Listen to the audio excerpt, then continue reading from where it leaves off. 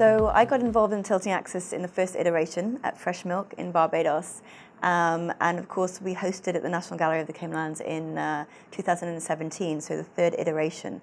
From that very first meeting, I think it's been a real central aim to ensure that we are both in the region and ensuring that we are part of many different linguistic areas of the region. So I think for the core team, which includes the co-founders, Holly Bino and Annalie Davis, Tobias Ostrander from the Perez Art Museum, Mario Caro from Res Artistes, and myself, and of course Joel Butler and Sarah Herman from Centro León this time.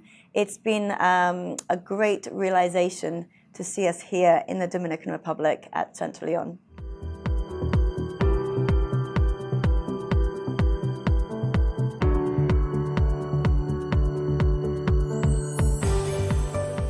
It is, and you know, I was chatting with Sarah Herman last time in the Cayman Islands. She was actually on a panel that I was moderating about the development of exhibitions in the region over the last 30 to 40 years, how that's evolving and changing, and of course she introduced Cuando Caribe at that discussion.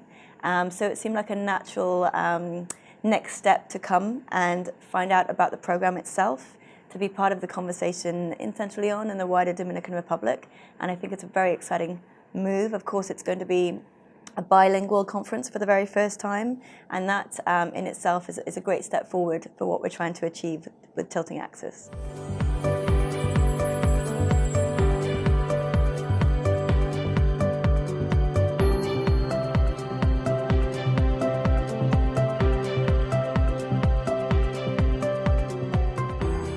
You know, I think this year's theme is a culmination of many of the discussions that we've been having for the last 3 to 4 years.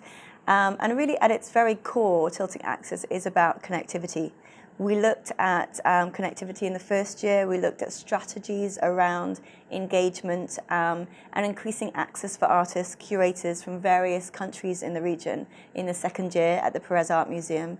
And of course, the wider curating and how we can collaborate as institutions or artist-led initiatives or fine artists directly in the third year in the Cayman Islands.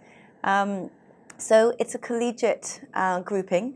It's about creating solutions to those barriers that I think we've all felt working in this area.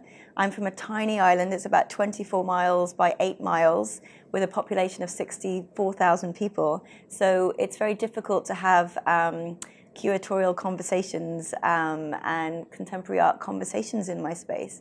So in that aspect, Tilting Axis has created a fantastic platform to have these synergies and this connectivity, and we'll be talking much more about that in this fourth iteration.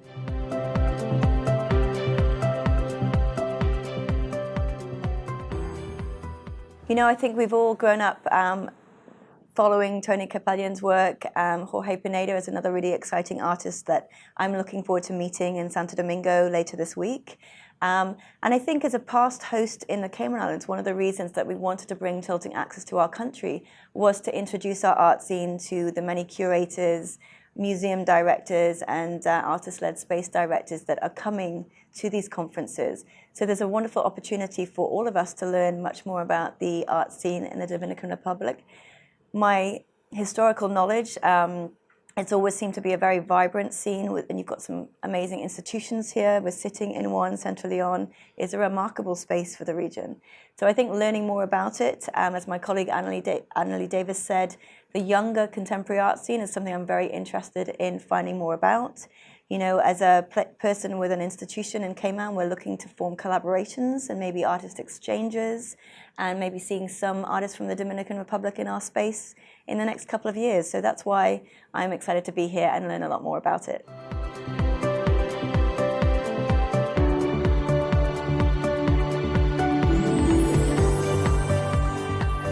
You know, I think it is. It's growing. Obviously, we're trying to ensure that each iteration doesn't get too large, because it's about sort of being able to have intimate conversations with colleagues and never getting so big that you don't get around everybody that's visiting. I think that's what makes Tilting Axis very special, very collegiate.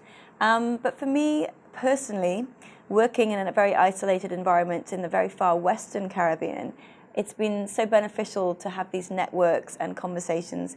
I think supported by the growing presence online. Of course, Tilting Axis precursors like Fresh Milk and their blog and ARC magazine, another initiative of one of the co-founders, Holly Bino and Nadia Huggins.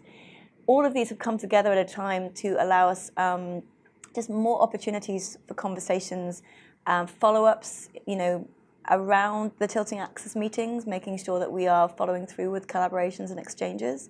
And I see that this fourth iteration is just going to keep growing that and provide more opportunities for everybody involved.